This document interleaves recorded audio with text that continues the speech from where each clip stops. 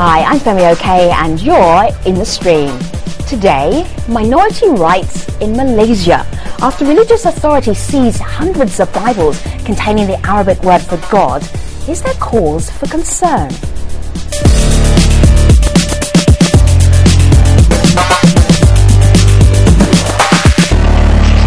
Our digital producer Malika Bilal is here looking out for your live feedback. I don't think you can get more contentious in a stream debate than talking about religion or faith, and we are going there today. We are going there. Yeah. And we're also hearing from people of all faiths, and of course from those who prescribe to no faith at all. And most of what I'm seeing is a sense of disbelief, a disappointment, and anger over the fact that there's a ban on the use of this word by Christians. And they look something like this. Soraya on Twitter says, "I'm a Muslim and I still want to question it. Why?" We also heard from someone on Facebook who sent us this. Darshan writes in, "I'm a Malaysian Christian and I don't have much choice, but I'll follow the law no matter how absurd it seems," he says.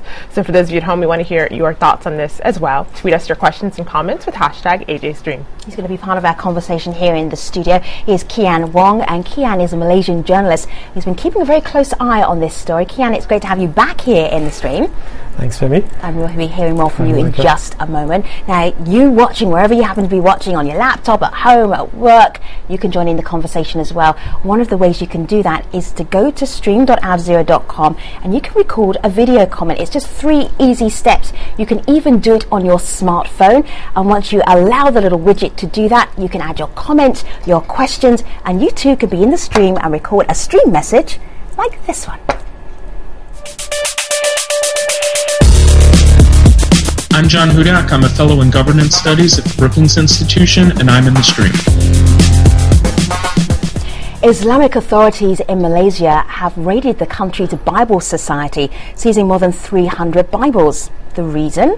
Well, the Bibles contain the Arabic word for God, Allah. Now, back in October, a Malaysian court ruled that the word should only be used by Muslims. Here's the chairman of the Bible Society of Malaysia describing the recent raid. It was a very physical affair. I was surrounded by a group of them speaking loudly and threatening me. So eventually we let them in, and they searched our premises, went through our books. They seized 16 boxes of Bibles, 321 Malay Bibles, and 10 copies of the Bab Kudus, which is the Iban Bible. Now, while many are once again arguing over who is allowed to use Allah when referring to God and who's not, others say there's a much larger issue at stake. So today, we want to find out what this confiscation of the Bibles actually means for Malaysia's religious minorities. And to help us do that, we're also joined by Herman Shustri. He's General Secretary of the Council of Churches of Malaysia. Sayyuddin Abdullah is member of Malaysia's ruling party, the United Malays National Organisation. We're hoping later to have Iran Fahmi Idris. He's Youth Chief of Perkasa Malaysia, and that's a right-leaning ethnic Malay organisation. So hopefully Iran will be joining us in just a moment. Gentlemen, it's great to have you all here in the stream. Herman, I have to start with you because I must admit I am confused by this concept of Allah, the word for God in Arabic, not being able to be used in a Christian Bible. Can you explain it to us who don't happen to be Malaysian and might not have been following the story as closely as you are? Yeah. No, I think the first point that needs to be made is that Christians have been translating the Bible with the use of the word Allah from many centuries now, and the Christians in Sabah and Sarawak, where the majority of Christians in the country live, have been using the Malay Bibles for many years, and so it comes as a great shock to the minority Christian community in Malaysia that now there is this prohibition on the use of the word Allah. I must also add that there are many Bible translations which use the word Allah in many other countries, like in Indonesia, in Urdu, in Turkey, and in those places it is no point of contention. So it is indeed a real problem for the Christian minority here in this country to be faced with the onslaught of this exclusive rights that are demanded by the Muslims on the use of the word Allah and many other theological words. All right, so Kian, I'm still confused because Herman just says, well, it's been a word that's been used in Christian literature, Christian Bibles for many, many years. I just want to see maybe what is the other side? You've been following this story. What is the other side? Well, basically the thing is that the role of Islam in Malaysia is very much contained in a sort of a legal framework where the role of Islam is in many ways related also to the identity of the majority Malay community, and in that regard they see many of these icons, if you like, including the word Allah, as sort of talismanic, if you like, to be part of that identity. They feel that if others begin to use it, you take away from the identity itself, you know. Right. And that is part of the contention, I think, that's going on. Okay, so I've just got here on a laptop. Every time we do a Malaysia program, I bring up the same graphic. I'm sorry, everybody, if you're bored with it. It's very helpful. It's the breakdown of Malaysian society. It's an ethnic breakdown. So 67.4%. We're talking about Malay. And also ethnic Malay, and the word is Bumputera. Okay. I think we need to put a little footnote to those types of figures. Yeah. The problem with those over 60... Can I finish the graphic? Sure, though? please. Can I finish the pie chart and then we do the footnotes? Please, all right. So then we've got 24.6% Chinese, then about just over 7% Indian, and then 0.7% others.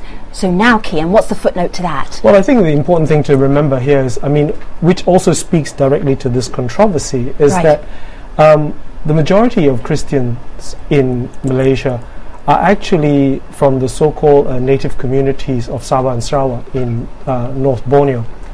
And many of them are counted in many ways as part of the Bumiputra over 60% proportion of the community. Right. They may not make a very big proportion of that, but I think it's important to note that about 4 to 5% of that 60% may well be Bumiputra, i.e., you know, native to Malaysia, but not necessarily Muslim. Okay, so you shouldn't just assume that the majority are all Muslim. That's your footnote.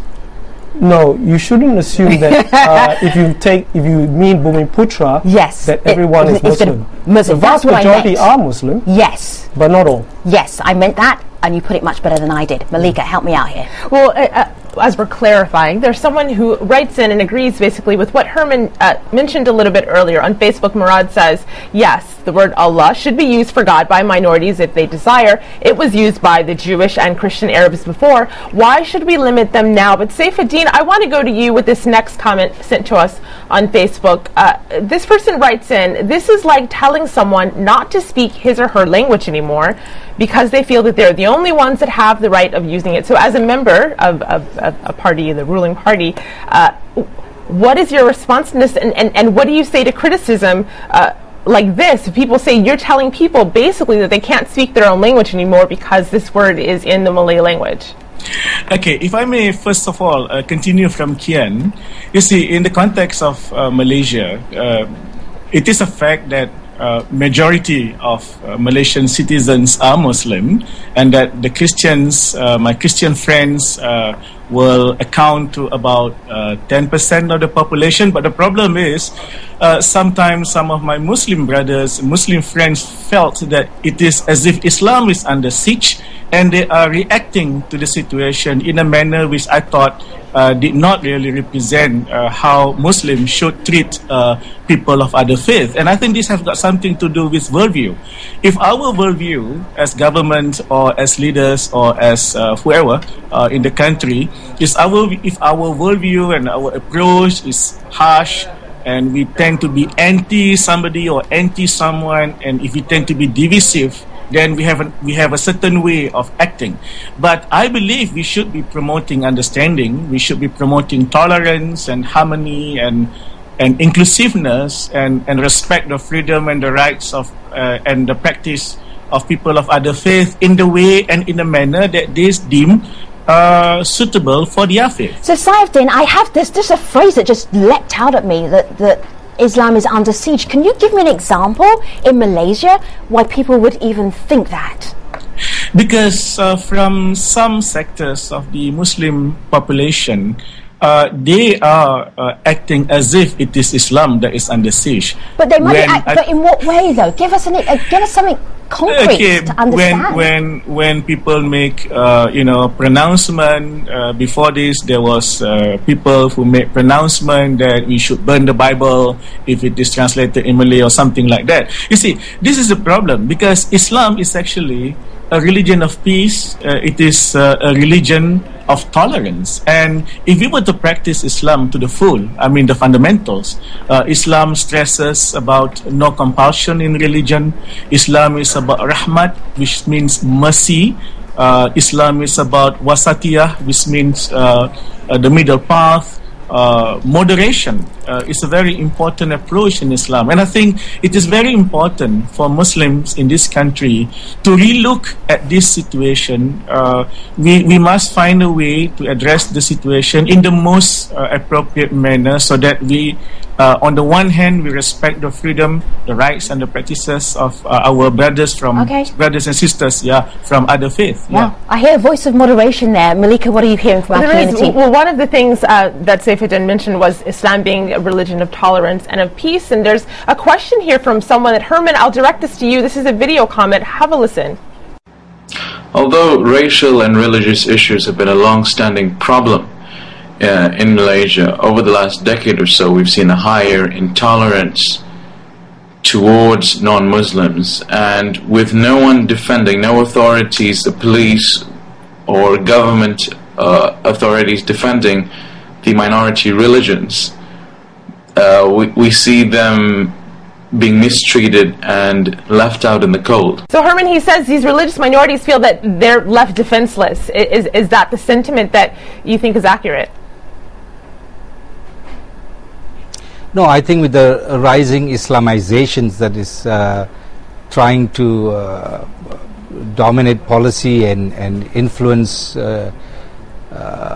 law in the country, definitely many of the minority religious communities in Malaysia feel that their freedoms are being threatened. And I think one of the fundamental things about religious freedom is that each religious community has a right to practice and profess and administer their faith. And so what we have now developing in the country is one faith telling another faith how they should be translating their holy books. And this is totally unacceptable, and this is going beyond the bonds of interfaith understanding and building harmony between religious communities. Let me just bring in Irwan here. Irwan, I know you're on the phone listening into this conversation. What do you make of what Herman just said? One faith telling another faith what they should be doing in their religious books. If that was the other way around, would you be comfortable with that? Hello? Hey, Irwan. Okay, basically what happened now in we see in Malaysia as well, the ways that we practice Muslim, we have a bit tolerance with others religion, because now what we are doing, we are acting according to the laws and according to the constitutions that saying Islam. Hello. Yes, we're listening to you. That was just me listening. Okay. I was listening and thinking. So let me ask you, Irwan, very directly. So we have a Malay Christian Bible. I'm just going to show you here on my laptop. I don't even have to ask you to imagine it. So we take a Malay Christian Bible like this one, and then we look at it, and then we go very close, and then we're going to find Allah. We're going to find the word for God all through this Christian Bible. Are you saying that that Malay Christian Bible right now today in the states that don't allow it should not have that word in it? That Allah should not be in the Malay Christian Bible? No, what happened to the Malay only implement to the Malay Bible? What happened to the other Bible? That's the question. What are the intention? The word Allah including to the Malay Bible. So even though we can, yes. So here, there's a bigger question going on here, because our audience are watching this going, they're arguing about one word. Let's make this much broader. Kian, for instance, the ruling party. What are they doing? Because I can see there's some schisms. If the majority of the faith in Malaysia happen to be Muslim, and then Saif was saying that they feel like they're under attack, Christian Bible Society is being raided. So there's some issues going on here. Can you help unpack them for us a little bit? What's actually happening? I'm going to point this to Kian, then we'll jump in with the other guests. One moment. I think one thing that we need to emphasize and keep in mind is that it's important to remember that the Muslim community and the so-called Malay community in Malaysia are not monolithic. Yes. There are a variety of opinions on this. Secondly, but the ruling party, though, let's I think we're getting back to that. The ruling party perhaps is where you have this feeling of being besieged. I mean, Saifuddin raised quite rightly that there is this broad perception perhaps of Islam being under siege in Malaysia, but in fact let's drill down to that and be a bit more specific. Could it be that the party itself is under siege? All right. Kian, when I say that, I say it is what I see. That's not me, okay? No, I agree. But I'm just saying it's a perception that you have raised.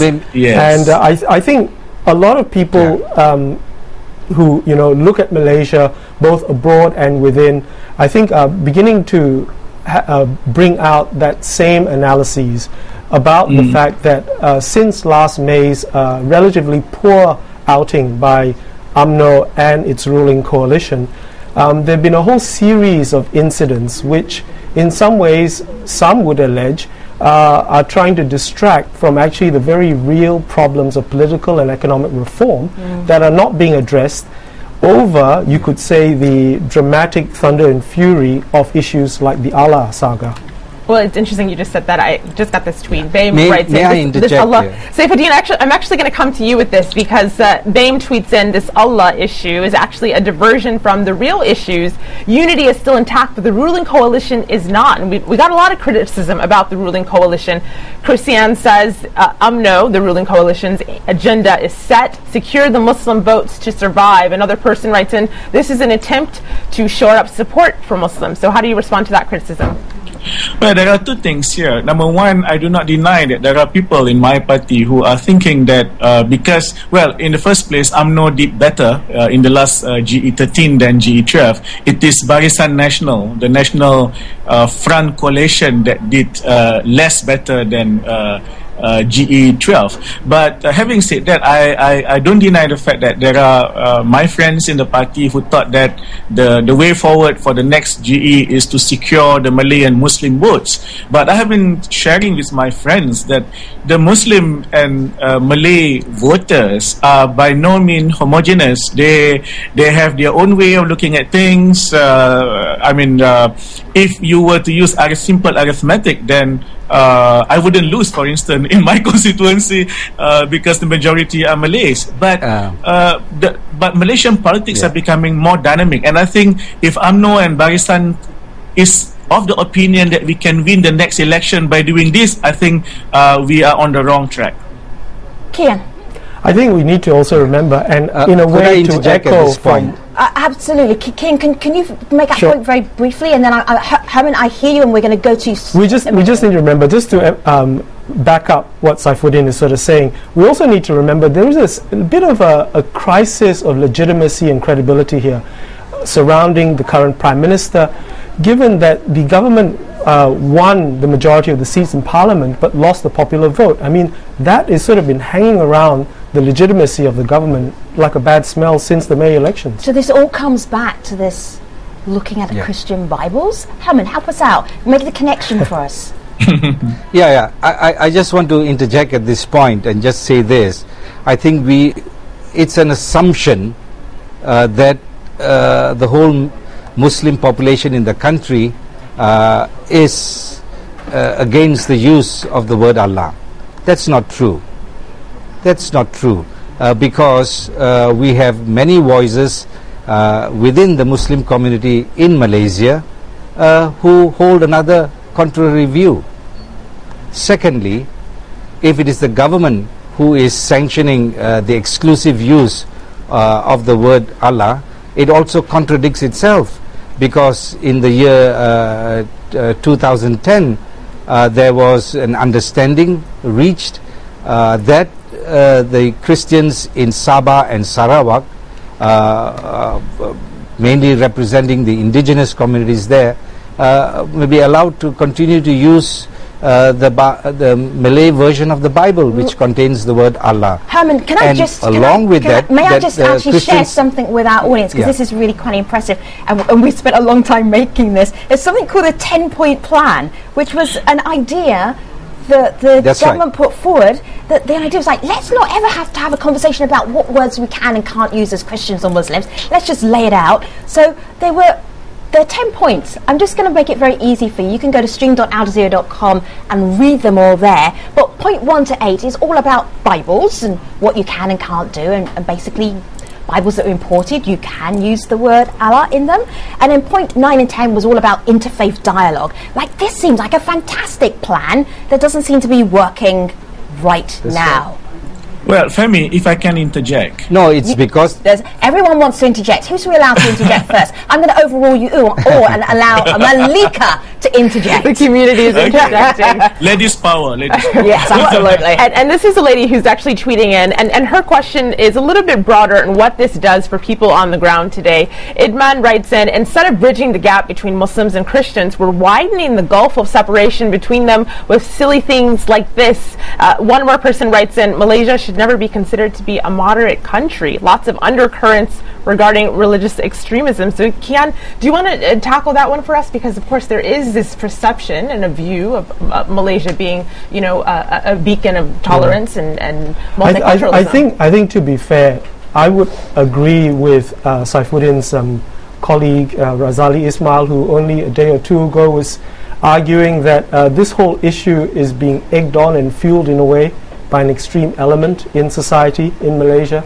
I think it's also fair to say that Malaysia is fairly multicultural, multi-complex, and in many ways within Islam there are various schisms in Malaysia, to the extent that there are various arms of Saifuddin's party who've been trying to run some sort of anti-Shia campaign, partly, as some would argue, as some sort of a political wedge.